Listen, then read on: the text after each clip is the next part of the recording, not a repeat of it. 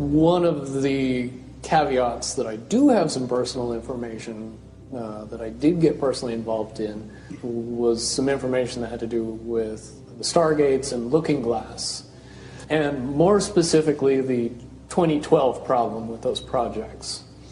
The popular opinion of what's out there right now is that the project was shut down because there was a problem when we approached 2012.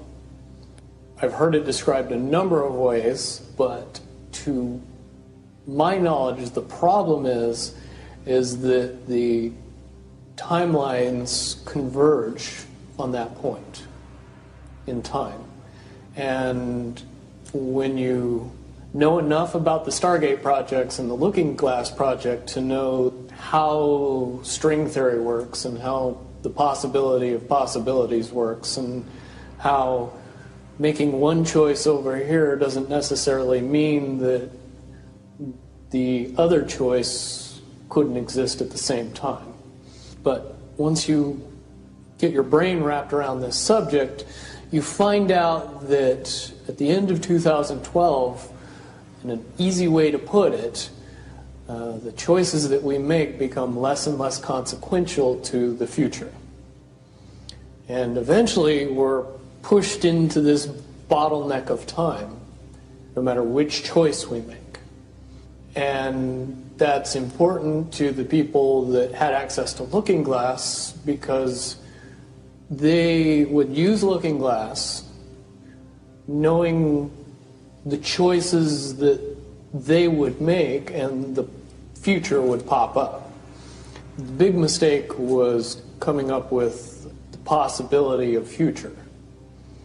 And when we started using a computer to say, well, if we make this choice, it's 79% possible that this scenario happens, and 23% are possible, or whatever, I'm using round numbers, that this scenario would happen.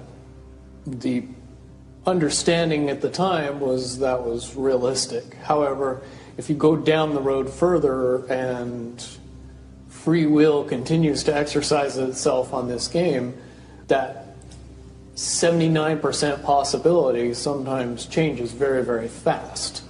But if you look at the situation in a point of time, it seems very realistic that that's the greatest possibility. What happened was people, very smart people, began to figure out that something big was coming up.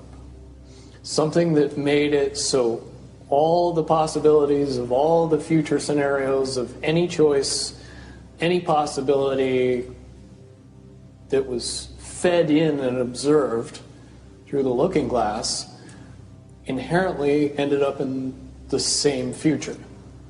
And no decision, no possibility changed past a certain point. That's the big secret. All possible timelines lead to the same basic set of history in the future. That is what sends everybody that has all of the information, that knows everything, into a blind panic. The people that know everything about Looking Glass, that have gotten all the reports and all the information, the elites of the world, probably figured out that that was the end of the game. And nothing could be manipulated beyond that point. When I was in the military, it would have been before 97 when I got in trouble. One of my particular areas that I was amazingly intuitive about is problem solving / mission planning, or more specifically, taking a bad mission and fixing it. Certainly knowing how string theory and possible futures works makes it so you can work your mind very quickly to see the reality of what's happening and decide what decisions need to be made to change it for a particular outcome. At a certain point, after they're done hearing the computer tell them this is what's going to happen over and over and over and over again, all they become focused on is how do we fix it? What I do know is that I was called in and asked to solve this problem, this timeline contraction problem. And I eventually did my due diligence and did all the investigating and basically only had one piece of information, and that was reinforcement. The computer's right. The timelines will contract down to some inevitable thing. There is an inevitable event. It's been forecast, it's been predicted, it's been fed to us in a slop trough of what they want us to believe will happen. They don't actually have control over what happens. They only have control over the reaction, and it seems that no matter what they try to do to cause their desired reaction, it's going to have an opposite effect. Much, much easier for me to explain today what that process is as opposed to back then. If I had to give it a name, I would say it's the awakening process.